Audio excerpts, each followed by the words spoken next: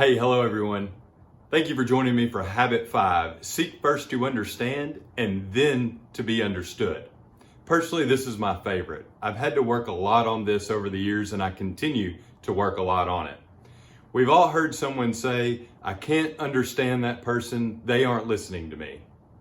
Yeah, I can't understand that person, they aren't listening to me.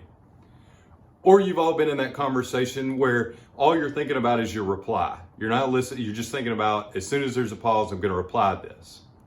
And then we'll use another example of an optometrist. Say you go to the doctor, you need some eyeglasses, and he just hands you his eyeglasses and says, here, these should work. And they don't. And you say, well, these don't work. And he says, well, they work for me. They should work for you. I don't understand why they don't work for you. Lawyers, doctors, a lot of professionals take the time to diagnose on the front end. They take the time to understand so that they can then help you.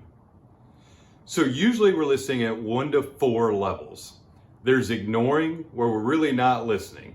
There's pretending, yeah, I hear you. And then there's selective, where we're only hearing bits and pieces. And then there's attentive, which we're in the conversation, we're listening, we are replying, but there's a 5th level.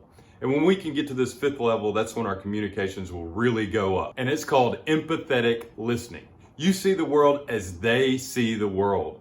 Empathy doesn't mean that you always agree with that person. It's that you fully, deeply understand their position, where they're coming from, emotionally and intellectually. Also, when we listen, we use all of our senses. Most studies say only 10% is verbiage, 30% sounds, and 60% of it is body language. This is very hard to understand, and it's much easier just to hand somebody the glasses and say, hey, they work for me, they should work for you. Only once we understand the situation and the people around us, then we can seek to be understood, because we'll truly understand the situation and the people around us. Then we can be more accurate in our delivery for something that will work for all of us.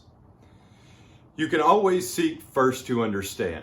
That's something that's within your control. And as you do that, as you focus on your circle of influence, you really deeply understand other people. Watch what happens with your emotional bank accounts and your emotional relationships. This week, I'll leave you with some action items. Think about your emotional bank accounts in the red. What is that person feeling? How does it feel to be them? The next time you have the opportunity to watch people, think about the other 9%. How does the conversation sound? Not what words are specifically being saying. How does it sound? What does the body language look like? And then learn and practice empathy. This is empathetic listening. This is just empathy in general in your life. What is that person going through? What are they feeling? How can I understand them more emotionally and intellectually? And if you'll do these things, your relationships will continue to grow. They'll continue to get better. As always, let's grow together. Let's win together. Thank you.